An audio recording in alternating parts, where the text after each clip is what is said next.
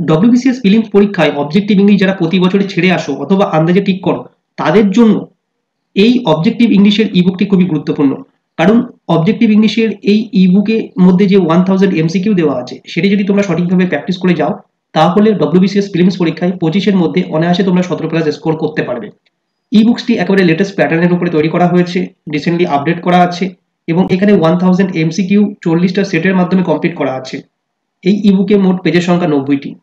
যারা ডব্লিউবিসিএস প্রিলিমসের পরীক্ষা আরো বেটারভাবে করতে চাইছো এবং ইংলিশটাকে সঠিকভাবে প্রস্তুতি নিতে চাইছো, তারা আমাদের এই ইবুকটি সংগ্রহ করতে পারো। ভিডিও ডেসক্রিপশনে পেমেন্ট লিঙ্ক দেওয়া আছে, সেখান থেকে পেমেন্ট করে আমাদের এই ইবুকটি নিজেদের কাছে রেখে দাও প্রিপারেশনের জন্য। এবং আজকের ক্লাসটি আমাদের এই অবজেক্টিভ ইংলিশের ইবুক থেকে করানো হয়েছে।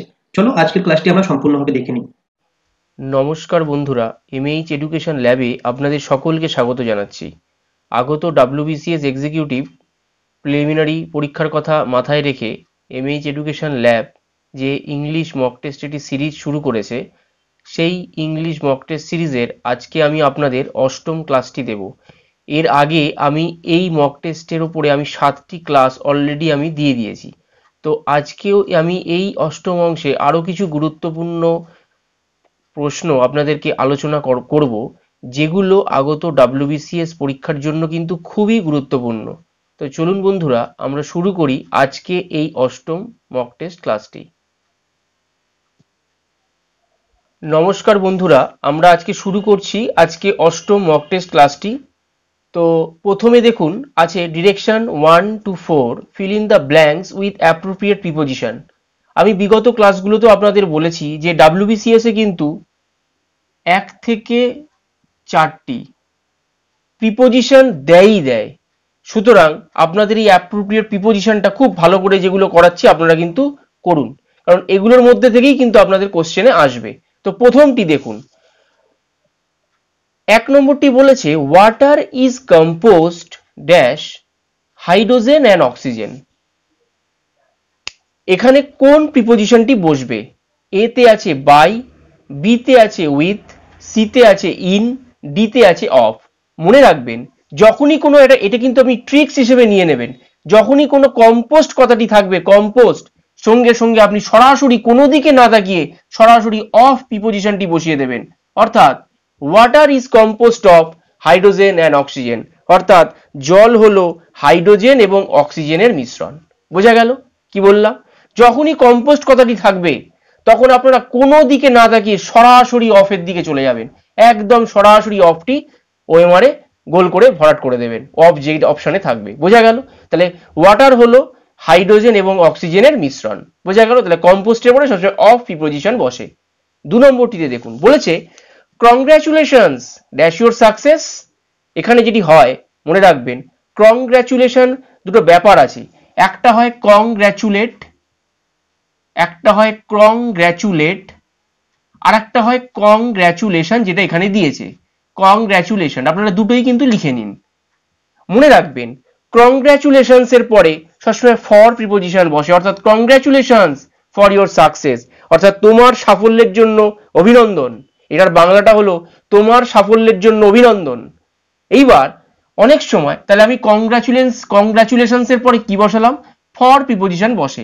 কিন্তু পরীক্ষার সময় অনেক সময় একটি দেয় কংগ্রাচুলেট, এই কংগ্রাচুলেশনস না দিয়ে অনেক সময় দিয়ে দেয় কংগ্রাচুলেট।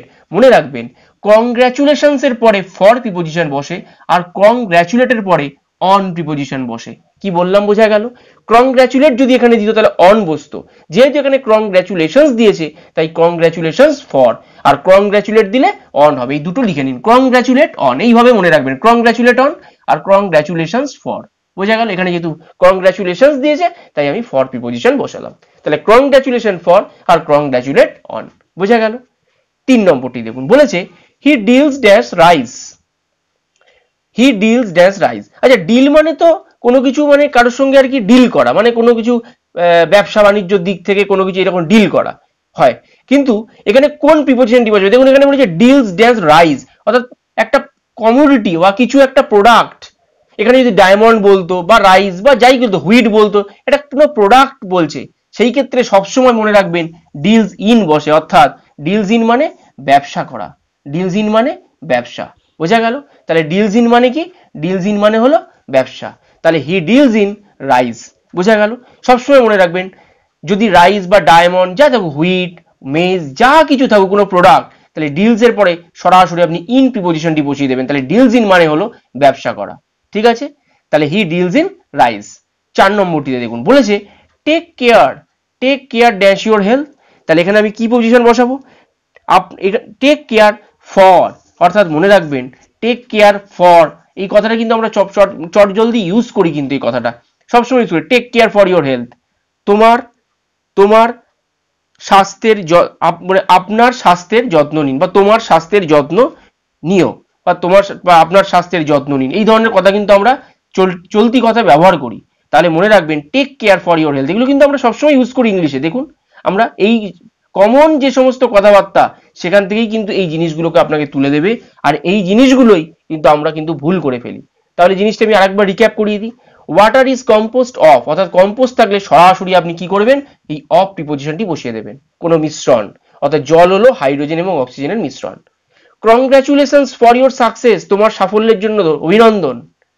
এইবার এখানে ব্যাপারটি আমি একটি বলেছি, যদি কংগ্রাচুলেট থাকে তাহলে অন হবে, আর কংগ্রাচুলেশন থাকলে ফর প্রিপোজিশন বসবে। এই দুটো মাথার মধ্যে রেখে দেবেন, বোঝা গেল।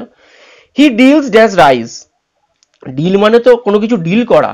এবার পার্টিকুলার যদি কোনো কমিউনিটি বলে, মনে করুন রাইস, হুইট, মেজ বা কোনো প্রোডাক্ট, যে কোনো ব্যবসা, তাহলে সেই ক্ষেত্রে সবসময় ডিলস এর সঙ্গে ইন প্রিপোজিশন বসবে। অর্থাৎ সি ডিলস ইন রাইস, বা ডিলস ইন ডায়মন্ডও হতে পারতো এখানে, হুইট, পেন, মেজ, যা খুশি, মানে কোনো প্রোডাক্ট, এনি প্রোডাক্ট সব সময় ডিলস ইন বসবে, বোঝা গেল। ডিলস ইন মানে কি?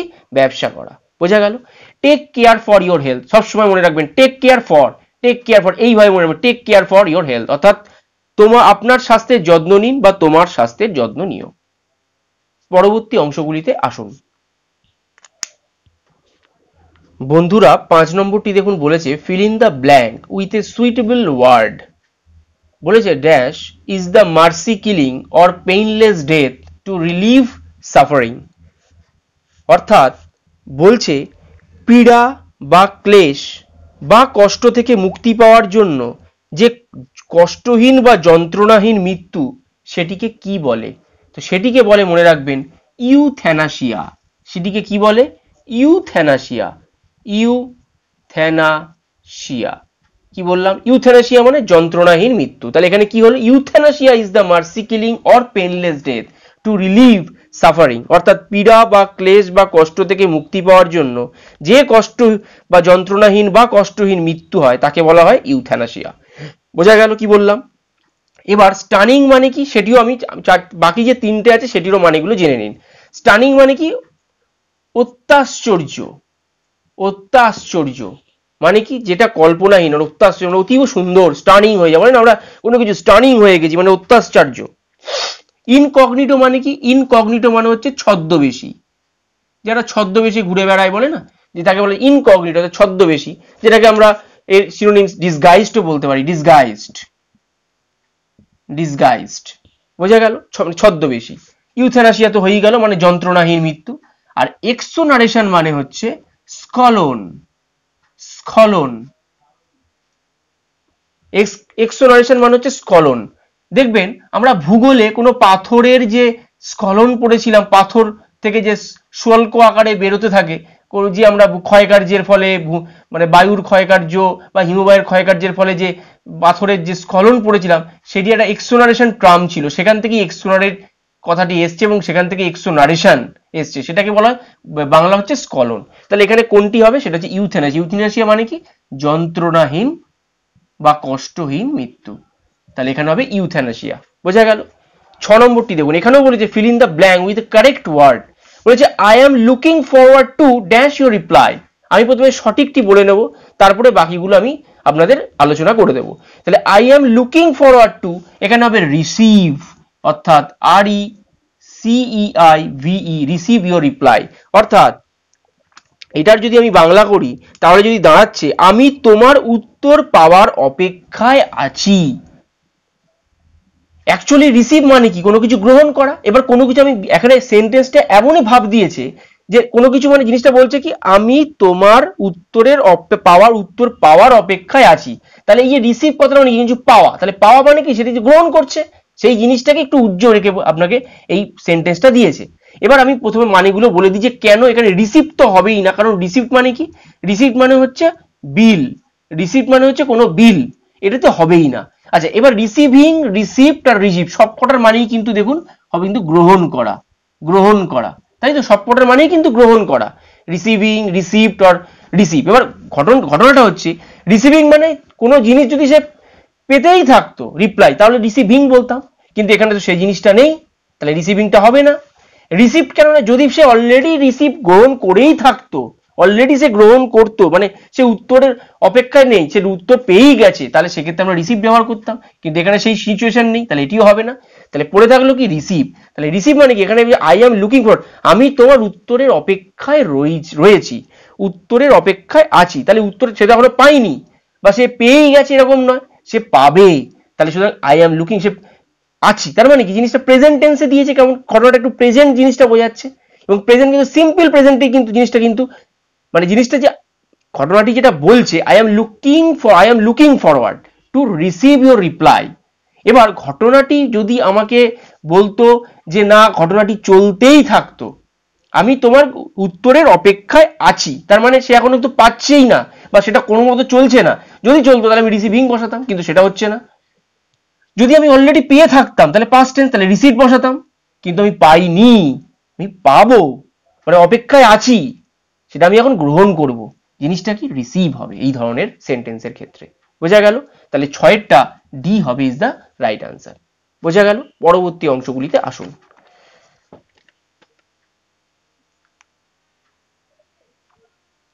বন্ধুরা ডিরেকশন 7 to 10 এখানে 7 আর 8 দেওয়া আছে, আমি পরবর্তী অংশে 9, 10 লিখবো। তো প্রথমে দেখুন বলেছে choose the exact meaning of the underline part of the sentence, অর্থাৎ এটা কিন্তু একটা ইডিয়মস আকারে দিয়েছে, ইডিয়মস গুলো আপনাকে করতে হবে, আপনাকে সরাসরি ইডিয়মস কিন্তু বলে দেবে না, আপনাকে এইভাবে বলবে choose the exact meaning of the underline part of the sentence. বোঝা গেল? 7 নম্বরটি দেখুন বলেছে your arguments are of no avail, তোমার যুক্তি হলো, তোমার যুক্তিগুলি হলো অকেজ। এইবার এখানে দেখুন 4টে অপশন দিয়েছে, কোনটা ঠিক? হেল্পলেস সাহায্যহীন, বি হলো মিনিংলেস মানে হচ্ছে অর্থহীন, সি হচ্ছে আনপ্রফিটেবল মানে যেটা প্রফিটেবল নয়, মানে যেটা আর কি লাভজনক নয়, আর ডি হচ্ছে ইউজলেস, ইউজলেস মানে হচ্ছে অকেজ। তাহলে এইখানে যদি এই অফ নো অ্যাভেল, আচ্ছা হেল্পলেস তো এখানে হবেই না, কিন্তু দেখুন এখানে 3টে ওয়ার্ডই কিন্তু যায়, ইয়োর আর্গুমেন্টস আর, তোমার আর্গুমেন্টস মানে হলো তোমার যুক্তিগুলি হলো, যদি শূন্যস্থান পূরণ দিত এটি, মনে করুন অফ নো অ্যাভেলটি দেয়া নেই, কি বললাম অফ নো অ্যাভেলটি এখানে আপনার দেয়া নেই, সেই ক্ষেত্রে আপনার এখানে অবশ্যই মিনিংলেস কথাটি বসে যেত। কি বললাম? এখানে মিনিংলেস কথাটি বসতো যে তোমার যুক্তিগুলি হলো অর্থহীন, কিন্তু যখন ইডিয়ামস দিয়েছে অফ নো অ্যাভেল, এর কথাটির অ্যাকচুয়াল মানেটা হলো ইউজলেস অর্থাৎ অকেজ, অর্থাৎ তোমার যুক্তিগুলি হলো অকেজ, অর্থাৎ অফ নো অ্যাভেলস কথাটার মানে হলো ইউজলেস অর্থাৎ অকেজ, আর অকেজোর মানেটা কি? ইউজলেস। তাহলে এখানে কিন্তু মিনিংলেস হবে না, আনপ্রফিটেবল হবে না, কিন্তু যদি শূন্যস্থান থাকতো সেক্ষেত্রে আপনাকে নয় মিনিংলেস দিত, নয় আনপ্রফিটেবল দিত, যে কোনো একটা দিত এই 3টের মধ্যে। কি বললাম বোঝা গেল? 3টের মধ্যে যে কোনো একটা দিত, তাহলে আপনাকে যে কোনো বসাতে হতো, তাহলে আপনাকে মিনিংলেস, মনে করুন আপনাকে মিনিংলেস দিয়েছে অপশনে, বাকিগুলো কিছু দেয়নি, তাহলে মিনিংলেসটা এখানে আপনাকে বসে, কারণ আপনাকে নো অ্যাভেল কথাটা দেয়া নেই, কারণ এখানে আপনার ইওর আর্গুমেন্ট অর্থহীন হতে পারে, আপনার আর্গুমেন্ট লাভজনক নাও হতে পারে, আপনার আর্গুমেন্ট অকেজও হতে পারে, 3টেই ঠিক, কিন্তু এইখানে যখন আপনাকে উদ্দেশ্য করে দিয়েছে অফ নো অ্যাভেল, এই অফ নো অ্যাভেল এই কথাটার মানেই হলো অকেজো অর্থাৎ ইউজলেস, এখানে হবে D is the right answer, অর্থাৎ ইউজলেস, অর্থাৎ ইউর আর্গুমেন্টস আর ইউজলেস। বোঝা গেল? 8 নম্বরটা দেখুন বলেছে as the crow flies it is about 6 kilometres between here and the cinema. বলেছে as the crow flies it is about 6 kilometre between here and the cinema. এখানে দেখুন চারটে অপশন দিয়েছে, distance travel by a crow, indirectly, by circular route, D হচ্ছে by the most direct way. এইবার এটার আমি বাংলাটা আপনাদের বলে দিই। জিনিসটা হচ্ছে যে একদম সোজা রাস্তায় গেলেও এখানের এবং সিনেমার দূরত্ব তাও 6 কিলোমিটার। ঘটনাটা এইরকম হচ্ছে তার বাংলার এক্সপ্রেশনটা। কি বললাম? একদম সোজা রাস্তায় গেলেও এখানের এবং সিনেমার দূরত্ব তাও 6 কিলোমিটার। এবার এই যে সোজা রাস্তায় গেলে, তাহলে অ্যাজ দ্য ক্রো ফ্লাইজ মানে হলো সোজা রাস্তা। এবার সোজা রাস্তা, তাহলে এখানে কোনটা ঠিক? Distance travel by the crow মানে কাকের দ্বারা যে ডিস্টেন্সটা ট্রাভেল করা হয়েছে সেটা না। ইনডাইরেক্টলি মানে ডাইরেক্ট নয়, যেটা মানে সরাসরি নয়, এটাও নয়। বাই সার্কুলার রুট মানে বৃত্তাকার রুট নয়, সেটাও নয়। By the most direct way, আপনাকে কি বলেছে? সোজা রাস্তা, তাহলে কি ডিরেক্ট ওয়ে, অর্থাৎ D is the right answer. অর্থাৎ এই যে ইডিয়মসটা অ্যাজ দ্য ক্রো ফ্লাইজ তার মানে হলো কি সোজা পথ, অর্থাৎ by the most direct way, অর্থাৎ একদম সোজা রাস্তা বা একদম সোজা পথ। তাহলে by the most direct way অর্থাৎ একদম সোজা পথ, ডাইরেক্ট ওয়ে। তাহলে অ্যাজ দ্য ক্রো ফ্লাইজ এর এই কথাটার মানে হলো by the most direct way. দেখবেন ক্রো ফ্লাইজ কথাটার মানে কিন্তু চিল বৃত্তাকার পথে ঘুরে দেখবেন ওড়ে। চিল যখন আকাশে ওড়ে বৃত্তাকার ভাবে ওড়ে, কিন্তু যখন ক্রো অর্থাৎ একটা কাক যখন যায় কোনো বৃত্তাকার ভাবে যায়, কাক কিন্তু সোজা বেরিয়ে যায়। সেটাই কিন্তু বলেছে অ্যাজ দ্য ক্রো ফ্লাইজ। এইভাবে মনে রাখবেন, অ্যাজ দ্য ক্রো ফ্লাইজ তার মানে কাক যখন ওড়ে, ফ্লাইজ মানে ওড়া, তাহলে ক্রো ফ্লাইজ মানে কি সে কি স্ট্রেট পথে যায়। সেখান থেকে ইডিয়মসটাকে নিয়ে করেছে, সেখান থেকেই আপনার ইডিয়মসটা এসেছে by the most direct way. এই ধরনের কোশ্চেনে কিন্তু বিসিএস এ দেয় এবং অপশনগুলো এমন থাকে মনে হয় যেন খুব ইজি। অনেকেই যেটি করবে বাই সার্কুলার রুট, কখনোই না। যদি এখানে ঘটনাটি অন্য দিত তাহলে আমি চিন্তা করতে পারতাম, কিন্তু যখন বলে দিচ্ছে as the crow flies it is মানে সোজা রাস্তা, ক্রো ফ্লাইজ মানে সোজা পথে যায়, তার মানে সেখানে হচ্ছে by the most direct way, অর্থাৎ D is the right answer. বোঝা গেল কি বললাম? পরবর্তী অংশগুলিতে আসুন।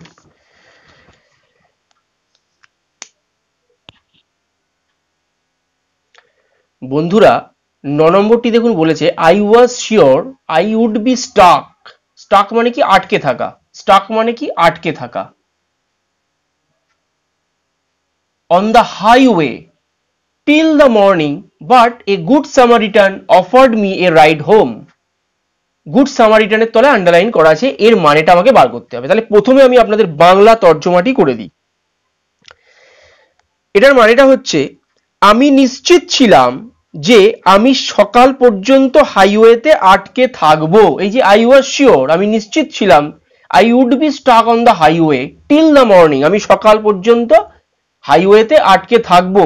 বাট কিন্তু a good Samaritan, good Samaritan মানে একজন সাহায্যকারী নাগরিক, offered me a ride home, আমাকে বাড়ি পৌঁছে দেওয়ার প্রস্তাব দিল। তাহলে এবার এই গুড সামারিটান মানে কি? গুড সামারিটান মানে দয়াশীল ব্যক্তি। এবার দেখি যে এই দয়াশীল ব্যক্তি এখানে কোনটাকে ডিনোট করছে, তার মানেটা কি দাঁড়াচ্ছে। এতে বলেছে দেখুন an able bodied person. An able bodied person মানে কি? এবল মানে সমর্থ, অর্থাৎ একজন সমর্থ ব্যক্তি, যার সমর্থ আছে সেই ব্যক্তি। না ক্যারাভ্যান, ক্যারাভ্যান মানে কি? ক্যারাভ্যান মানে হচ্ছে মরু যাত্রী দল। এগুলো কিন্তু আপনারা বাংলাগুলো কিন্তু লিখে নিন বন্ধুরা, এগুলো কিন্তু ভীষণ ইম্পর্টেন্ট। কিন্তু ক্যারাভ্যান মানে যদি আপনি আপনাকে সিনোনিমস দিতে পারে, অর্থাৎ একটা প্রশ্ন থেকে আপনারা 4টে প্রশ্ন কিন্তু পেয়ে যাচ্ছেন। ক্যারাভ্যান মানে লিখে নিন মরু যাত্রী দল, বোঝা গেল। ব্যান্ডিট মানে লিখে নিন দস্যু, ব্যান্ডিট মানে কি? দস্যু। সিতে কি দেওয়া আছে? এ কম্প্যাশনেট, কম্প্যাশনেট মানে দয়াশীল, দয়ালু, কম্প্যাশনেট মানে দয়ালু। তাহলে এ কম্প্যাশনেট হু আনসেলফিশলি হেল্পস আদার মানে যে নিঃস্বার্থভাবে অপরকে সাহায্য করে। তাহলে গুড সামারিটান মানে আমরা কি পড়েছি? দয়াশীল ব্যক্তি। তাহলে এখানে কোনটা যায়? সিটা যাবে হতে অ্যান্সার, অর্থাৎ এই কম্প্যাশনেট হু আনসেলফলিসলি হেল্প আদার, অর্থাৎ আনসেলফলিসলি মানে কি? সেলফিশ মানে কি? স্বার্থপর, আর আনসেলফিশলি মানে হচ্ছে অস্বার্থপর, তো স্বার্থপর নয় সে। হু আনসেলফিশলি মানে নিঃস্বার্থভাবে অপরকে সাহায্য করে, একজন দয়ালু ব্যক্তি যে কিনা নিঃস্বার্থভাবে অপরকে সাহায্য করে। তাহলে গুড সামারিটান মানে দয়াশীল ব্যক্তি, তাহলে এই দয়াশীল ব্যক্তির ক্ষেত্রে কোনটা যাবে? C is the right answer, তাই compassionate who unselfishly helps other. বোঝা গেল? 10 নম্বরটিতে আসুন। বলেছে the rule has been declared null and void, অর্থাৎ জিনিসটা হলো নিয়মটি অবৈধ ঘোষণা করা হয়েছে। যেহেতু কেন হয়েছে, যে হ্যাজ বিন বলেছে তাই জন্য হয়েছে হলো। The rule has been declared null and void. Null and void মানে মনে রাখবেন, নাল অ্যান্ড ভয়েড মানে এটা আমাকে মানে বলতে জানতে চেয়েছে। নাল অ্যান্ড ভয়েড মানে অকার্যকরী। নাল অ্যান্ড ভয়েড মানে হলো অকার্যকরী। অর্থাৎ আমি কি বললাম বাংলাটা, যে নিয়মটি অবৈধ ঘোষণা করা হয়েছে। অবৈধ মানে কি অকার্যকরী বা অবৈধ। অকার্যকরী ঘোষণা করা হয়েছে বা অবৈধ ঘোষণা করা হয়েছে, আপনারা যাই বলবেন। তাহলে এখানে অবৈধ বা অকার্যকরী কোনটা যায়? প্রথমটা দেখুন, ডিভয়েড অফ সাবস্টেন্স মানে বর্জ্য পদার্থ, বা ডিভয়েড অফ সাবস্টেন্স মানে বর্জিত পদার্থ, তাহলে এটি হবে না। ইনকারেক্ট মানে কি, যেটা সঠিক নয়, এটিও হবে না। ইনঅ্যাপ্রোপ্রিয়েট মানে ইনকারেক্ট মানে একদম অ্যাকুরেট, যায় না এটা, কারণ এটা অসঠিক, সঠিক নয় এমন। অ্যাপ্রোপ্রিয়েট নয় এমন, ইনঅ্যাপ্রোপ্রিয়েট। ইনভ্যালিড মানে হচ্ছে অকার্যকরী। ইনভ্যালিড মানে কি অকার্যকরী। তাহলে অ্যাকচুয়াল মানে যেটি, invalid is the right answer. অর্থাৎ নাল অ্যান্ড ভয়েড এর মানেটা কি ইনভ্যালিড, অর্থাৎ C is the right answer. তাহলে নাল অ্যান্ড ভয়েড মানে কি হলো ইনভ্যালিড। ইনভ্যালিড অর্থাৎ ইনভ্যালিড মানে কি অকার্যকর। বোঝা গেল কি বললাম? তাহলে the rule has been declared null and void. Null and void মানে কি অকার্যকরী বা অবৈধ, অর্থাৎ এই রুলটি অবৈধ বা অকার্যকরী ঘোষণা করে। অকার্যকরী মানেটা কি invalid. Invalid, C is the right answer. পরবর্তী অংশটিতে আসুন।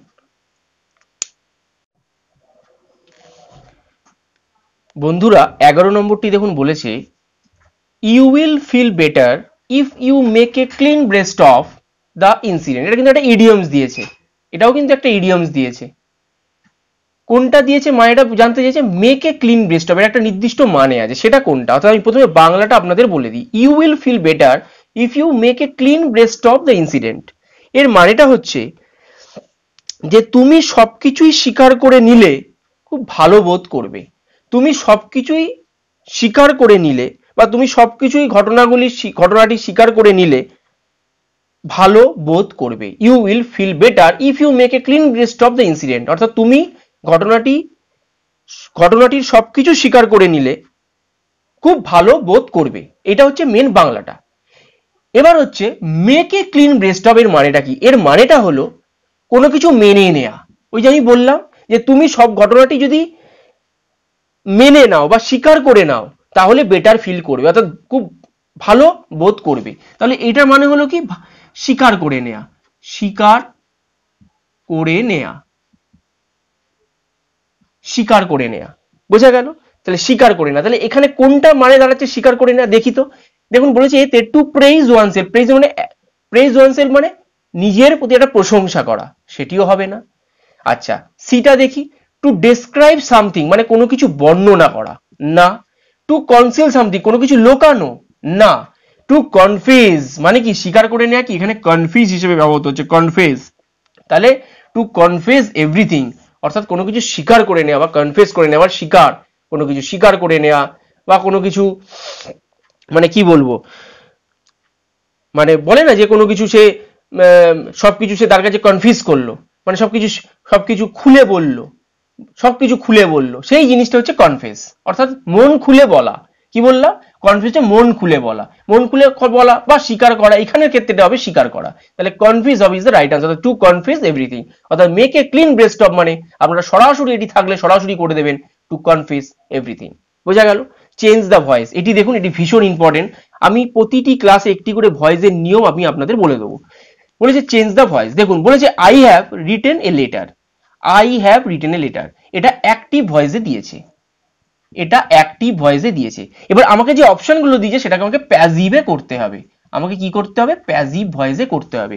এবার ঘটনা হচ্ছে এই ভয়েস চেঞ্জ নিয়মের আমি কতগুলো নিয়ম আপনাদের বলে দিচ্ছি। নিয়ম 1, I have written a letter, আপনাকে বুঝতে হবে যে এটা কোন টেন্সের কোন ফর্মে দিয়েছে।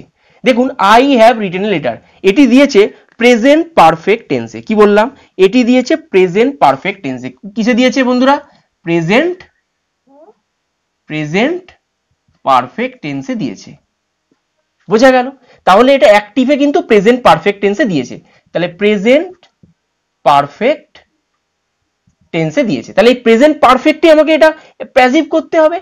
আমি কি করে বুঝবো? এবার ঘটনা হচ্ছে আমি তো জানি এটা প্রেজেন্ট পারফেক্টে আছে, ঠিক আছে, কিন্তু আমি কি করে বুঝবো স্যার? আমি তো জানি না যে প্রেজেন্ট পারফেক্ট টেন্সে পারফেক্টের ফরমেশনটা কি অ্যাক্টিভ ভয়েসে। জেনে রেখে দিন, অ্যাক্টিভ ভয়েসে প্রেজেন্ট, এটা কিন্তু আমি পিআর বলে লিখছি, মানে প্রেজেন্ট বন্ধুরা, ঠিক আছে, প্রেজেন্ট পারফেক্ট। তাহলে প্রেজেন্ট পারফেক্টের অ্যাক্টিভের নিয়মগুলো কি কি? নিয়মটা হচ্ছে প্রথমে সাবজেক্ট থাকবে। কি বললাম? সাবজেক্ট থাকবে। আমি একটা একটা করে লিখবো আর একটা একটা করে আপনাদের এখানে বোঝাবো। সাবজেক্ট দেখুন এখানে কি আছে? আই, তাহলে সাবজেক্ট হয়ে গেল।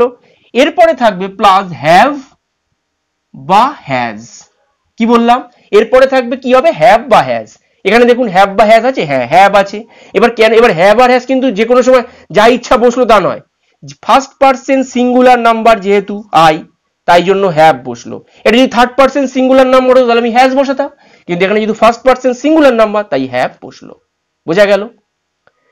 এরপরে কি বসবে বন্ধুরা?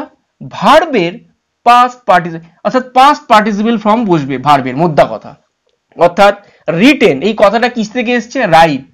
রাইট থেকে পাস্ট টেন্সে রোট, আর তার পাস্ট পার্টিসিপল ফর্ম হচ্ছে রিটেন। রাইট, রোট, রিটেন, তাহলে পাস্ট পার্টিসিপল ফর্মটা এলো। তারপরে হচ্ছে অবজেক্ট। অবজেক্ট কি? A letter. এইবার ঘটনাটা হচ্ছে এই ফরমেশন যদি থাকে, আপনারা কিন্তু লিখে নিন, যদি পারফেক্ট প্রেজেন্ট পারফেক্টে থাকে সেটা নিয়ম আলাদা, পাস্ট পারফেক্ট হলে কিন্তু তার নিয়ম আলাদা হবে। সেটা আমি পরবর্তী ক্লাসে আমি আপনাদের আলোচনা করে দেবো। একটা একটা করে আমি প্রেজেন্টটা শেষ করে তারপরে পাস্টে যাব, তারপরে ফিউচার যাব, এই করে আপনাদের আমি ভয়েসটা শেষ করব। প্রতিটা মক টেস্টে আমি ভয়েসটি রাখবো। বোঝা গেল? তাহলে সাবজেক্ট প্লাস, অর্থাৎ সাবজেক্ট কে এখানে আই, হ্যাভ বা হ্যাজ বসবে। হ্যাভ বা হ্যাজ বসেছে, হ্যাভ বসেছে যেহেতু ফার্স্ট পারসন সিঙ্গুলার নাম্বার। তারপরে কি? পাস্ট পার্টিসিপল ফর্ম রিটেন বসেছে, রাইট, রোড, রিটেন, অর্থাৎ রাইট থেকেই সেই পাস্ট পার্টিসিপলটা বসেছে। তারপরে কি? অবজেক্ট। তাহলে এটি কি আছে? প্রেজেন্ট পারফেক্ট টেন্সে। এবার এটাকে যখন আমি অ্যাক্টিভ প্যাসিভ ভয়েসে করব, সরি অ্যাক্টিভ থেকে যখন প্যাসিভ করব, তখন কি হবে? এই যে অবজেক্ট সেটা সাবজেক্ট হবে, অবজেক্ট সাবজেক্ট হবে। তাহলে এখানে সাবজেক্ট কে ছিল বন্ধুরা? সাবজেক্ট কে ছিল এখানে? সাবজেক্ট ছিল আই, সেটা অবজেক্টে চলে যাবে। সাবজেক্টটা অবজেক্ট হবে, অবজেক্টটা সাবজেক্ট হবে। তাহলে এখানে অবজেক্টটা অ্যাক্টিভ ভয়েসের যে অবজেক্ট সেটা প্যাসিভ ভয়েসে কি হবে? সাবজেক্ট হয়ে যাবে। তাহলে এ লেটার ছিল কি? অ্যাক্টিভ ভয়েসের অবজেক্ট। তাহলে প্যাসিভ ভয়েসে যখন করবো এই অবজেক্টটা কি যাবে? এ লেটারটা তখন কি হবে? এ লেটারটা আগে চলে আসবে, সাবজেক্ট হয়ে যাবে। এরপরে কি বসবে? এরপরে বসবে হ্যাজ অথবা হ্যাভ। কি বললাম? হ্যাজ অথবা হ্যাভ। কি বললাম? হ্যাজ অথবা হ্যাভ। তারপরে কি বসবে? বিন বসবে, প্লাস বিন যুক্ত হবে, প্লাস। তারপরে কি বসবে? পাস্ট পার্টিসিপল বসবে। তারপরে কি বসবে? বাই ফ্রেজ বসবে, বাই ফ্রেজ, বাই ফ্রেজ বসবে। তারপরে কি বসবে? তারপরে অবজেক্ট বসে যাবে। অবজেক্ট মানে কে? এখানে আই। আই তো এখানে মানে অ্যাক্টিভ ভয়েসের যে সাবজেক্ট সেটা প্যাসিভ ভয়েসে অবজেক্ট হয়ে যাবে। তাহলে অ্যাক্টিভ ভয়েসের সাবজেক্ট কে? আই। আইটা যখন প্যাসিভ ভয়েসে সাবজেক্ট হবে তখন সেটা হয়ে যাবে মি। আইটা পরিবর্তন হয়ে কি হয়ে যাবে? মি। অর্থাৎ জিনিসটি যেটি দাঁড়ালো সেটি হলো যে এ লেটার, এ লেটার, তাহলে জিনিসটি যেটি দাঁড়ালো সেটি হলো এ লেটার। এইবার হ্যাজ বা হ্যাভ বসবে, নিয়ম, তাই তো? তাহলে এখানে আমি কি বসাবো? এ লেটার কি বন্ধুরা? থার্ড পারসন সিঙ্গুলার নাম্বার, সেক্ষেত্রে আমরা কি বসাবো? হ্যাজ। তাহলে এ লেটার হ্যাজ। কিন্তু যদি এটি ফার্স্ট পারসন হতো সিঙ্গুলার নাম্বার তাহলে আমি হ্যাভ বসাতাম, যেহেতু থার্ড পারসন সিঙ্গুলার নাম্বার তাই হ্যাজ বসালাম, হ্যাজ। তারপরে কি বসবে? বিন। তাহলে a letter has been. Past পার্টিসিপলে কি আছে? Written, has been written, by phrase বসলো। আর আইটা কি পরিবর্তন? আইটা অ্যাক্টিভ ভয়েসের সাবজেক্ট, সেটা প্যাসিভ ভয়েসে অবজেক্ট হয়ে যাবে, কিন্তু আই থাকলে সেটা কি হবে? মি। তাহলে জিনিসটি কি হলো? A letter has been written by me. অর্থাৎ এখানে দেখুন a letter have been written by me, এটি হবে না। A letter written by me, এটিও হবে না। A letter is being, being তো কন্টিনিউয়াস টেন্সের ক্ষেত্রে, তাহলে এটি হবেই না।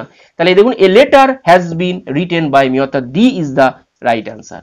তাহলে ডি হবে রাইট আনসার। বোঝা গেল? পরবর্তী অংশগুলিতে আসুন।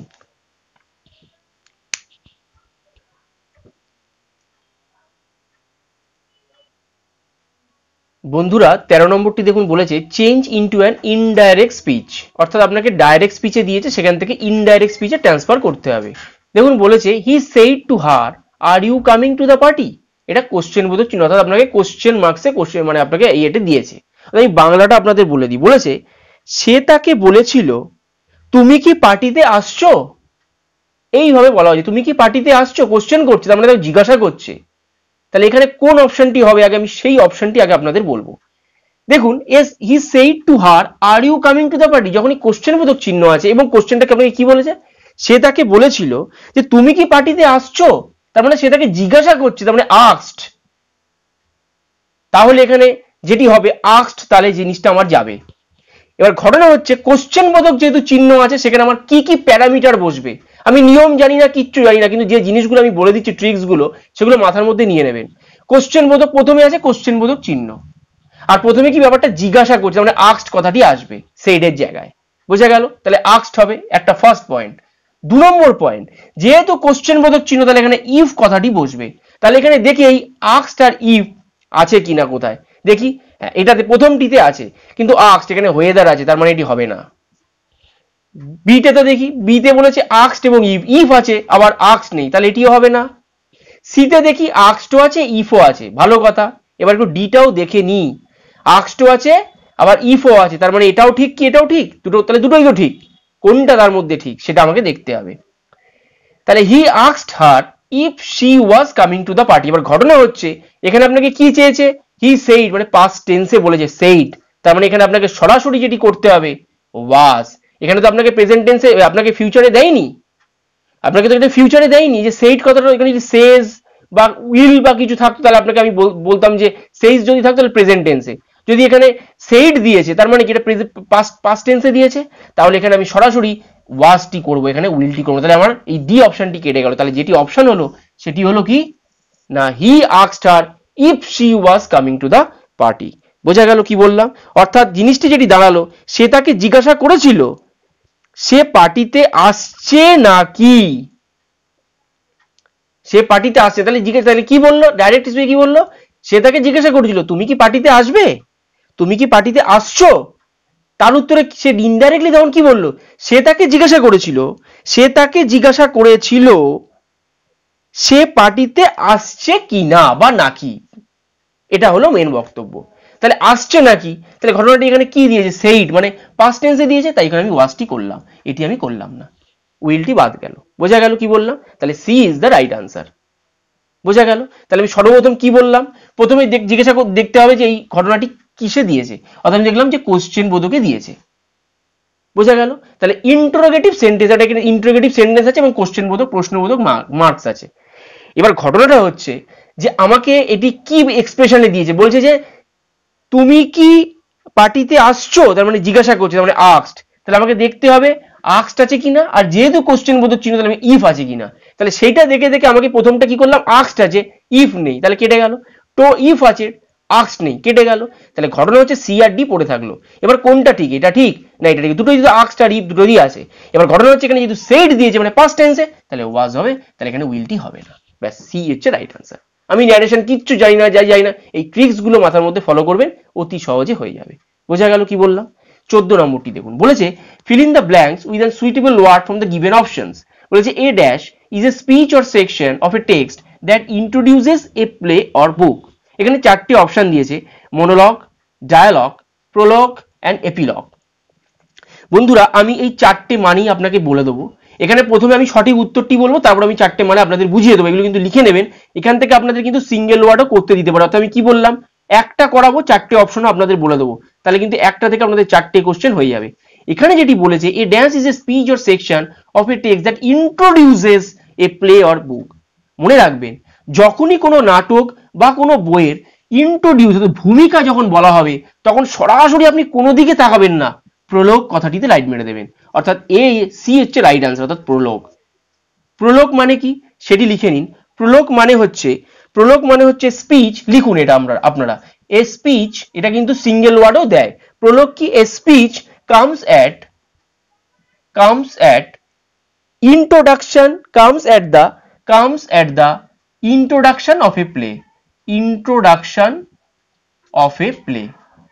অর্থাৎ কোনো নাটকের প্রথমেই যেটি আনা হয়, বলা হয়, সেটি হলো প্রোলগ। অর্থাৎ স্পিচ, যে বক্তব্যটি কোনো নাটকের ভূমিকাতেই বলা হয়, শুরুতেই বলা হয় speech comes at the introduction of A play, সেটিকে বলা হয় হচ্ছে প্রোলগ। তাহলে এখানে কি আছে, ইন্ট্রোডিউসেস, তার মানে প্রোলগটি হবে। যদি এখানে ঘটনাটি বলতো যে end of the play or book, তাহলে সরাসরি আমি যেটি করে দিতাম তাহলে হচ্ছে এপিলগ। কি বললাম, যদি সরাসরি আমাকে বলতো ইন্ট্রোডিউস মানে কি ভূমিকা, আর যদি বলতো and of the play, introduce না দিয়ে আমাকে যদি এন্ড দিত, তাহলে আমি এপিলগটি করতাম। এপিলগটিও লিখে দিন। এপিলগ হচ্ছে speech, a speech comes at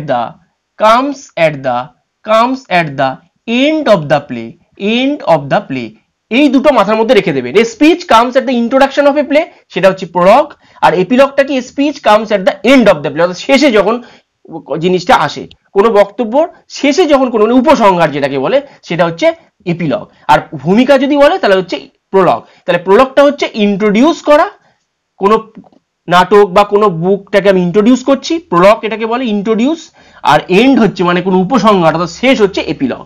R dialogue তো আপনারা জানেনই, এটিও হবে না। আর মনোলগ মানে কি, মনোলগ মানে হচ্ছে স্পিচ, লিখে নিন এটিও, a speech given by one that suppresses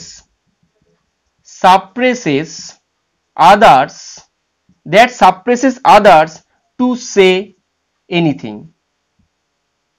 কি বললাম, a speech given by one that suppresses others to say anything, অর্থাৎ মনোলগ হচ্ছে কিরকম জিনিস, জিনিসটা হচ্ছে একজনকে থামিয়ে আমি কিছু বলছি, অর্থাৎ একজন বলছে অন্যজনকে থামিয়ে বলার চেষ্টা করছে, সেটা হচ্ছে মনোলগ। তাহলে এখানে কি বলেছে, এখানে সেরকম কি কোনো অপশন আছে, মানে সেই ধরনের কি এক্সপ্রেশন দিয়েছে, বলেছে ইন্ট্রোডাকশন অফ এ প্লে। আমি ইন্ট্রোডাকশনে কি বলেছি, এইভাবে আপনাকে কিচ্ছু জানতে হবে না, আপনি যেটি জানবেন, ইন্ট্রোডাকশন কথাটি থাকলে আপনি প্রলগ মারবেন, আর এন্ড কথাটি থাকলে আপনি এপিলগ মারবেন। আর যদি দেয় স্পিচ গিভেন বাই ওয়ান, একজন বলছে কিন্তু অন্যজনকে দাবিয়ে কথা বলছে, তাহলে সেটা হবে মনোলগ।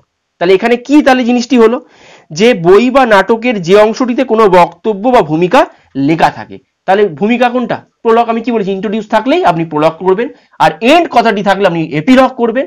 আর মনোলগ হচ্ছে একজনকে থামিয়ে একজন বলছে, সেটা হচ্ছে মনোলগ। আর ডায়ালগ তো আপনারা জানি, কোনো কিছু ডায়ালগ হচ্ছে মানে কোনো কিছু জিনিসের একটা কোনো অংশের একটা উদ্ধৃতি অংশ, সেটা হচ্ছে ডায়ালগ, সেটা কি বলে। কিন্তু এখানে যেটি হবে সেটা হচ্ছে প্রলগ, যেহেতু ইন্ট্রোডিউস বলেছে। বোঝা গেল? পরবর্তী অংশগুলিতে আসুন। বন্ধুরা 15 নম্বরটি দেখুন, বলেছে fill in the blank with an appropriate auxiliary verb, অর্থাৎ অ্যাপ্রোপ্রিয়েট অক্সিলারি ভার্বটা এখানে বসাতে হবে। তো প্রথমটি দেখুন বলেছে 15 নম্বরটি বলেছে the rich dash responsible for lawlessness in the country. এখানে কোনটি বসবে, ইজ, হ্যাজ বিন, ওয়াজ না আর? অনেকে যেটি করে এখানে ইজ সরাসরি বসিয়ে দেয় এবং পরীক্ষার হলে বেরিয়ে বলে ঠিক হয়েছে, কিন্তু পরবর্তীকালে দেখা যায় সেটি ভুল হয়েছে। কেন সেটি আমি আপনাদের বলে দিচ্ছি। প্রথমে আমি বলে দিই, এখানে সঠিক অ্যান্সার যেটা হবে সেটা হবে আর, অর্থাৎ ডি হবে ইজ দ্য রাইট আনসার। অর্থাৎ the rich are responsible for lawlessness in the country. BCS এ কিন্তু এই ধরনের গ্রামাটিক্যাল জিনিসগুলি কিন্তু বেশি দেয়, বেশি দেখবেন ফিল ইন দ্য ব্ল্যাঙ্কস কিন্তু বেশি আসে। তো আমি বলে দিচ্ছি এই আরটি কেন হলো, এখানে ইজটি কেন হলো না, হ্যাজ বিন তো হবেই না, ওয়াজ তো হবে না, এখানে ইজ আর এর মধ্যে কনফিউশন। তো ইজটা কেন হলো না, আরটি কেন হলো? মনে রাখবেন দ্য রিচ, অনেকেই এটি মনে করে যে থার্ড পার্সন সিঙ্গুলার নাম্বার, তাই ইজ বসিয়ে দেয়। মনে রাখবেন এটা কিন্তু থার্ড পার্সন সিঙ্গুলার নাম্বার নয়। দ্য রিচ মানে একটা সম্প্রদায়কে বলছে, ধনীরা, ধনী একটা সম্প্রদায়, রিচ মানে ধনী, তার মানে ধনী একটা সম্প্রদায়, মানে বড়লোক ব্যক্তিদের বলা হয় ধনী, তাহলে সেটা একটা সম্প্রদায়, তাহলে রিচ হচ্ছে একটা সম্প্রদায়, সেটাকে তো সবসময় প্লুরাল নাম্বার হয়, সেই জন্য আর বসলো। বোঝা গেল কি বললাম? তাহলে জিনিসটা কি, ধনী ব্যক্তিরা দেশের অনাচারের জন্য দায়ী, ধনী ব্যক্তিরা দেশের অনাচারের জন্য দায়ী। তাহলে এটি হলো দ্য রিচ আর। এখানে ইজ বসবে না, কারণ ইজ যদি হতো তাহলে এখানে যদি সিঙ্গেল কোনো পার্সনের কথা বলতো, বা রিচটা যদি সিঙ্গেল একজন মানুষের ক্ষেত্রে হতো, তাহলে জিনিসটি হতো ইজ। কিন্তু যেহেতু দ্য রিচ মানে একটা ধনী সম্প্রদায়, সেই ক্ষেত্রে প্লুরাল নাম্বার, তাই জন্য আর বসেছে। বোঝা গেল? ডিরেকশন 16 to 17 বলেছে fill in the blank with the suitable word from the alternatives. বলেছে dance is the act of killing one's own sister, মানে কি, যে যার নিজের বোনকে মেরে ফেলেছে, তাহলে তাকে কি বলে? মনে রাখবেন নিজের বোনকে, সিস্টারকে মেরে ফেলা, এটা হচ্ছে সরোরিসাইড, অর্থাৎ A is the right answer. অর্থাৎ এখানে যেটি হবে সরোরিসাইড, উচ্চারণটা হবে sororicide, is the act of killing one sister, অর্থাৎ নিজের বোনকে যে মেরে ফেলেছে সেটা হচ্ছে সরোরিসাইড। এবার আমি বাকি অপশনগুলো আপনাদের বলে দিই, সেটাও জেনে রাখা দরকার, কারণ সেগুলো কিন্তু পরীক্ষায় দেবে। ম্যাট্রিসাইড মানে মাতৃ হত্যা করা, অর্থাৎ মাকে যে মেরে ফেলেছে, মাতৃ হত্যা, মনে লিখে রাখুন, মাতৃ হত্যা, ম্যাট্রিসাইড। রেজিসাইড মানে কি? রাজ হত্যা। রাজ হত্যা মানে কি?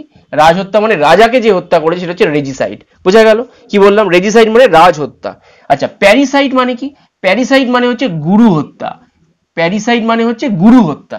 আরেকটি বলে রাখি, প্যাট্রিসাইড একটা হয়, এটার মধ্যে খুব কনফিউশন ছাত্ররা গুলিয়ে ফেলে, প্যারিসাইড আর প্যাট্রিসাইডের মধ্যে গুলিয়ে ফেলে। অর্থাৎ প্যাট্রিসাইড মানে হচ্ছে পিতৃ হত্যা, প্যাট্রিসাইড মানে হচ্ছে পিতৃ হত্যা।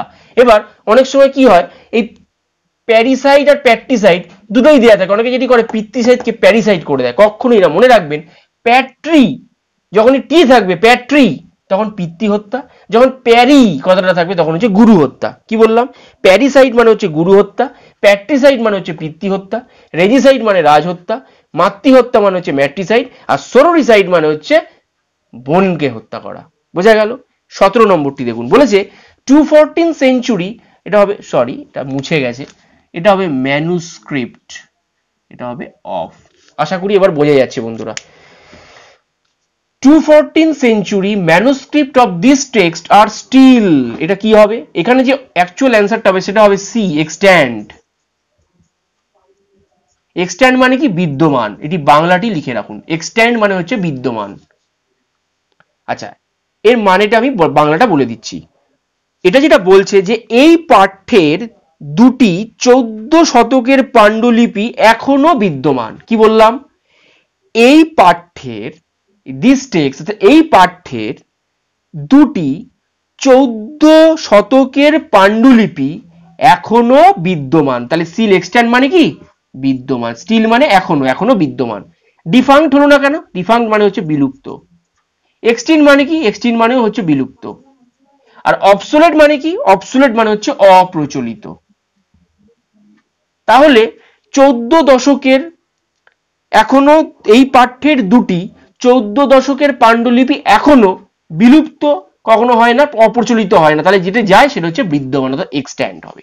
বোঝা গেল কি বললাম? পরবর্তী অংশগুলিতে আসুন।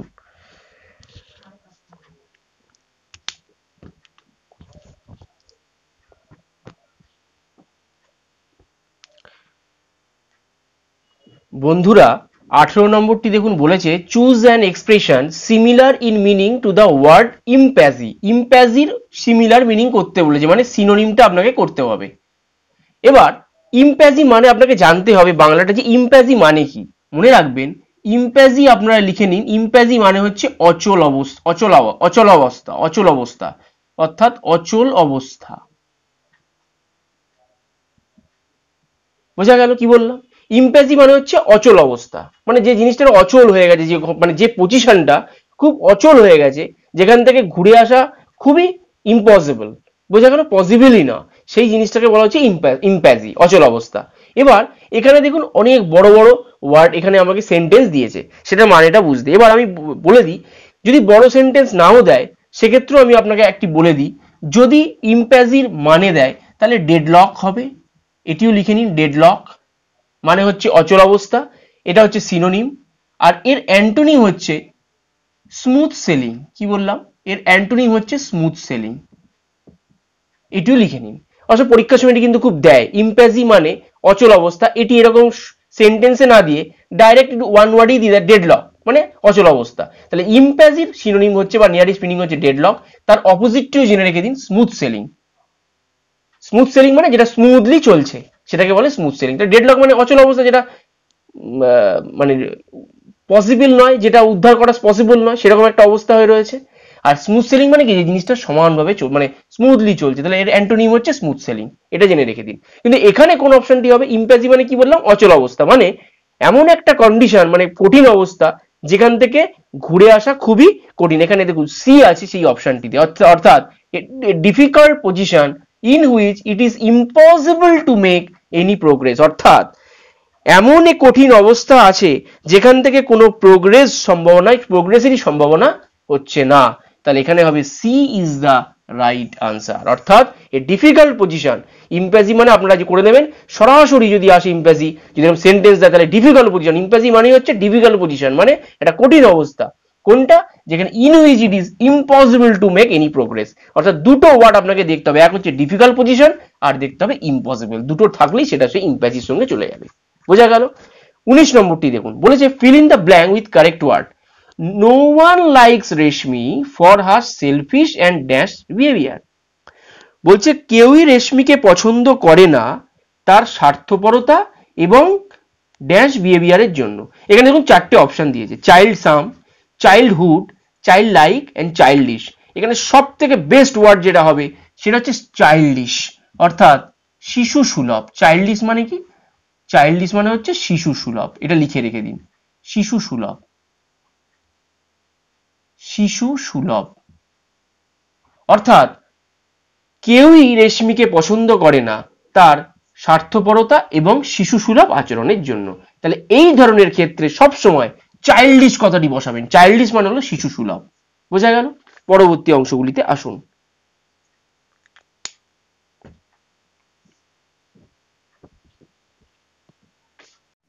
দেখুন ডিরেকশন 20 to 22, 20 থেকে 22 পর্যন্ত বলছে from the options given choose a single word, অর্থাৎ এক কথায় প্রকাশ করতে হবে। বলেছে the policy of extending a country's empire and influence. এটি কোনটা হবে? Imperialism, capitalism, internationalism and communism. এর বাংলাটা হচ্ছে যে যে নীতির দ্বারা কোনো সাম্রাজ্যের সীমা এবং প্রভাব বৃদ্ধি পায়। যে নীতির দ্বারা কোনো সাম্রাজ্যের সীমা এবং প্রভাব বৃদ্ধি পায় সেটি কি বলে? সেটিকে মনে রাখবেন। আগে সঠিক অ্যান্সারটি বলছি, সেটা হচ্ছে ইম্পায়ারিজম, অর্থাৎ সাম্রাজ্যবাদী। সাম্রাজ্যবাদী।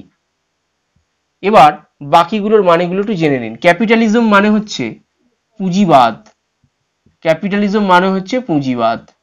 ইন্টারন্যাশনালিজম মানে হচ্ছে আন্তর্জাতিকতাবাদ। কি বললাম? আন্তর্জাতিকতাবাদ।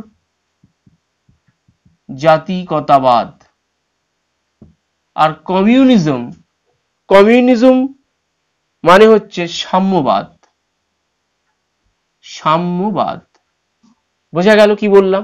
তাহলে এইখানে যেটি হবে, অর্থাৎ কোন দেশের যে নীতির দ্বারা কোন সাম্রাজ্যের সীমা বা প্রভাব বৃদ্ধি পাচ্ছে, তাহলে সেটা কি? সাম্রাজ্যবাদী। সাম্রাজ্য বিস্তার করছে, তার মানে সাম্রাজ্যবাদী। ইম্পায়ারিজম হবে ইজ দ্য রাইট আনসার।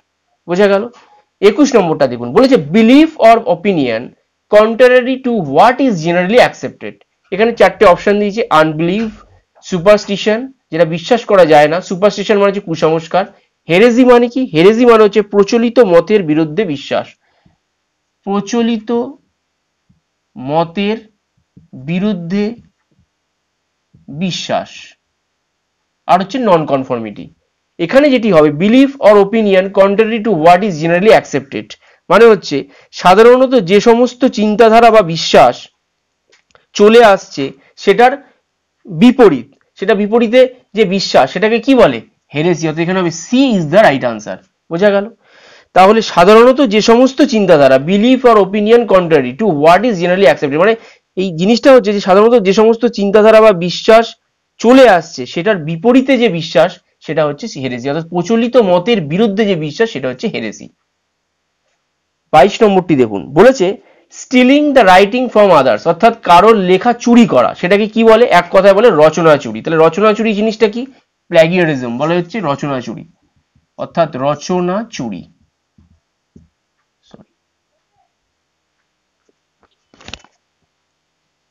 প্ল্যাগিয়ারিজম মানে হচ্ছে রচনা চুরি। তাহলে কোন জিনিস অন্যের লেখাকে চুরি করছে, তাহলে সেটা সরাসরি কি বলবো আমরা? প্ল্যাগিয়ারিজম মানে কি? রচনা চুরি। হয়ে গেল? আচ্ছা, কোপিং মানে কি? কোপিং মানে কি? কোপিং মানে হচ্ছে যে প্রাচীর শীর্ষস্থ ঢাল। রিফ্রেমিং মানে কি? রিফ্রেমিং মানে সাজানো, পুনরায় সাজানো। আর রিপ্রোডিউসিং মানে কি? রিপ্রোডিউসিং মানে হচ্ছে প্রতিলিপি। রিপ্রোডিউসিং মানে কি? রিপ্রোডিউসিং মানে হচ্ছে প্রতিলিপি। তাহলে এটা রিফ্রেমিং মানে পুনরায় সাজানো, পুনরায় সাজানো। আর কপিং মানে প্রাচীর শীর্ষস্থ ঢাল। তাহলে এটিও হবে না, এটিও হবে না, এটিও হবে না। তাহলে যেটি হবে সেটা হচ্ছে প্ল্যাগিয়ারিজম। প্ল্যাগিয়ারিজম মানে কি? যে অন্যের রচনা চুরি করে তাকে বলা হচ্ছে প্ল্যাগিয়ারিজম। খুব ইম্পর্টেন্ট কিন্তু এটি। 23 নম্বরটি দেখুন, বলছে choose the word nearest in meaning, অর্থাৎ সিনোনিমটা আপনাকে করতে হবে to the underline part of the sentence. বলছে the spectacle was most pleasing, অর্থাৎ এখানে যেটি মানে দাঁড়াচ্ছে the spectacle was most pleasing, অর্থাৎ দর্শনটি সবচেয়ে আনন্দদায়ক ছিল, দর্শনটি সবচেয়ে আনন্দদায়ক ছিল, এটি হচ্ছে বাংলাটা। এবার স্পেকটাকেলস এর আপনাকে সিনোনিম করতে হবে। এখানে দেখুন চারটে অপশন আছে, এক হচ্ছে সাইট, এক হচ্ছে ইমপ্রেশন, একটা হচ্ছে ভিউ, একটা হচ্ছে সিনারি। এখানে স্পেকটাকেলস এর অ্যাকচুয়াল ইমপ্রেশন মানে কোনো কিছু ছাপ, তাহলে এটি হবে না। এখানে দেখুন ভিউটা মানে কি কোনো কিছু দৃশ্য বা দেখা, আর সিনারি মানে কোনো একটা জিনিস, মানে সিনারি মানে কোনো জিনিস একটা দর্শনীয় একটা জিনিস দেখা, সেটা যে সিনারি মানে কোনো জিনিস, এটা মনে করুন আমরা বলি না যে সিনারি, যেমন একটা চিত্রিত বা কোনো কিছু একটা আকার বা কোনো কিছুর একটা জিনিসটা দেখা, সেটাকে বলা যায় সিনারি। আর সাইড মানে কি, সাইড মানে হচ্ছে কোনো দর্শন, তাহলে এখানে যেটি হবে সেটা হবে A is the right answer, অর্থাৎ দর্শনটি সবচেয়ে আনন্দদায়ক ছিল, এটা হচ্ছে মানে দ্য স্পেকটাকল, মানে দর্শনটি খুব আনন্দদায়ক ছিল, এটা ছিল বাংলাটা। তাহলে স্পেকটাকেলস যদি সিনোনিম করতে হয় তাহলে এটাকে হবে সাইড, সাইড মানে কি দৃশ্য বা দৃশ্য, দৃশ্য বা দৃষ্টি শক্তি আমরা যাই বলি না কেন, সাইড মানে হচ্ছে দৃষ্টি শক্তি বা দৃশ্য, তাহলে এখানে ক্ষেত্রে যেটি হবে সেটা হবে দৃশ্য। আর ইমপ্রেশন মানে ছাপ, এটি হবে না। ভিউ মানেও কিন্তু দৃশ্য, কিন্তু এখানে স্পেকটাকেলস এর সঙ্গে যেটি অ্যাকচুয়াল যে সিনোনিম যায় সেটা হচ্ছে সাইড, বোঝা গেল। ভিউ মানে কোনো জিনিস দেখা, কোনো জিনিসটা দেখার মতো, সেই জিনিসটা হচ্ছে ভিউ যাবে। আর সিনারি কি, সিনারি মানে কোনো চিত্রিত আঁকা, যেটাকে খুবই সুন্দর, মানে কোনো মানে কি বলবো, সিনারি মানে যে কোনো জিনিস দেখা, মানে কোনো জিনিস আঁকা হয়েছে বা কোনো জিনিস পেইন্টিং বা আঁকা হয়েছে, সেটা কিন্তু দেখতে খুবই দর্শনীয় লাগে, সেটিকে বলা হচ্ছে সিনারি। তাহলে এখানে সিনারিটাও হবে না, তাহলে এখানে যেটি হবে সেটা হবে sight is the right answer. তাহলে স্পেকটাকেলের ওটা কি হবে, সাইট, অর্থাৎ এখানে হবে A is the right answer. পরবর্তী অংশগুলিতে আসুন।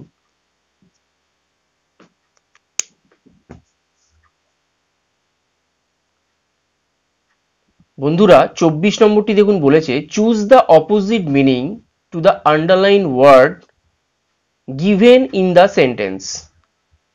বলছে অপোজিট মিনিংটি আপনাকে করতে হবে, অর্থাৎ অ্যান্টোনিম। দেখুন বলেছে his writings have been much eulogised by Indian scholars. আমি বাংলাটা বলে দিই, ইউলোজাইজড মানে হচ্ছে প্রশংসা করা, প্রশংসিত, ইউলোজাইজড মানে প্রশংসিত হওয়া, বোঝা গেল কি বললাম। তাহলে মানেটা হচ্ছে তার লেখাগুলি ভারতীয় পণ্ডিতেরা অনেকেই প্রশংসা করেছেন। ওই যে বললাম ইউলোজাইজড মানে কি প্রশংসা করা, ইন্ডিয়ান স্কলার মানে হচ্ছে পণ্ডিত, তাহলে তার লেখাগুলি ভারতীয় পণ্ডিতেরা অনেকেই প্রশংসা করেছেন। তাহলে ইউলোজাইজড মানে কি প্রশংসা করা, তার অ্যান্টোনিমটি কি হবে সেটি আমি বার করব। তাহলে এর অ্যান্টোনিমটি হবে, দেখুন প্রথমে আমি মানেগুলো বলছি। কন্ডেমড, কন্ডেমড মানে কি নিন্দিত হওয়া, নিন্দিত, নিন্দা করা, নিন্দিত, কন্ডেমড মানে নিন্দিত। ফ্লাউটেড, ফ্লাউটেড মানে কি বিদ্রুপ। আচ্ছা, ডিসঅ্যাপ্রুভ মানে আপনারা জানেন যে অ্যাপ্রুভ না করা। আর ডিসপ্যারেজড মানে হচ্ছে কোনো অবজ্ঞা করা, ডিসপ্যারেজ মানে অবজ্ঞা করা। তাহলে এখানে কোনটি হবে, প্রশংসা করা। তাহলে প্রশংসার করা, তাহলে প্রশংসার অপোজিট কি হয়, নিন্দা করা, তাহলে এখানে নিন্দার মধ্যে কোনটা আছে, কন্ডেমড, তাহলে এ হবে ইজ দ্য রাইট আনসার, বোঝা গেল। 25 নম্বরটি দেখুন, এখানে চারটি অপশন দিয়ে দিয়েছে। এখানে আপনাকে বলে দেবেন, এখানে আপনাকে এই ধরনের কোশ্চেন আসলে আপনাকে বুঝে নিতে হবে এখানে সঠিকটা আপনাকে রাইট করতে হবে, কোনটা এখানে সঠিক মনে রাখবেন। এখানে আছে দেখুন, এতে we gave him fooding and lodging, বিতে দেখুন we gave him fooding and lodge, সিতে আছে we gave him food and lodging and none of this above, উপরের কোনোটি নয়। মনে রাখবেন এখানে সবই ঠিক আছে, এতে সবই ঠিক আছে, ঘটনা ঘটিয়ে দিয়েছে এই আইএনজিটি যোগ করে, তাহলে এটি হবে না। এখানে দেখুন সবই ঠিক আছে, ঘটনাটি হয়েছে এখানে আইএনজিটা এখানে যুক্ত করা আছে আর এখানে কোনো আইএনজি নেই, একটা ভুল। এখানে যেটি অপশনটি ঠিক হবে সেটা হচ্ছে we gave him food and lodging, কি বললাম, এখানে যেটি হবে C is the right answer, অর্থাৎ we gave him food and lodging. এইবার এখানে কেন আপনাদের প্রশ্ন থাকতে পারে যেখানে আইএনজি কেন হলো না। মনে রাখবেন ফুডিং অ্যান্ড লজিং আমরা কথাটি বলি, সবসময় আমরা এই কথাটি বলি ফুডিং অ্যান্ড লজিং, কিন্তু কথাটি কিন্তু ভুল। অ্যাকচুয়াল যে হয় সেটা হচ্ছে গ্রামাটিক্যাল, যেটা অ্যাকচুয়াল গ্রামাটিক্যাল রুল ওয়াইজ যেটা সঠিক যেটা হয় সেটা হচ্ছে food and lodging. Fooding and lodging কিন্তু আজ থেকে ভুলে যান, যেটি হয় ফুড অ্যান্ড লজিং। কেন? ফুড তো নিজেই একটা নাউন, তাহলে নাউনের সঙ্গে আইএনজি যোগ করার কোনো মানেই হয় না। কি বললাম? ফুড তো নিজেই একটা নাউন, নাউন হিসেবে আছে, তাহলে নাউনের সঙ্গে আবার আইএনজি যোগ করার কোনো মানেই হয় না, সেই জন্য এখানে আইএনজিটি উঠে যায়। তাহলে যেটি ঠিক হয় সেটি হলো we gave him food and lodging, অর্থাৎ C is the right answer. বোঝা গেল বন্ধুরা? 25টি আজকে আলোচনা করলাম, পরবর্তী ক্লাসে আমি আরো 25টি কোশ্চেন নিয়ে আসবো। যদি ক্লাসটি ভালো লেগে থাকে অবশ্যই কমেন্ট বক্সে কমেন্ট করে জানাবেন, যদি কোনো অসুবিধা থাকে সেটিও কিন্তু জানাতে ভুলবেন না। আর এই ক্লাসগুলি আপনাদের বন্ধু বান্ধবদের মধ্যে অবশ্যই শেয়ার করতে কিন্তু ভুলবেন না। ধন্যবাদ।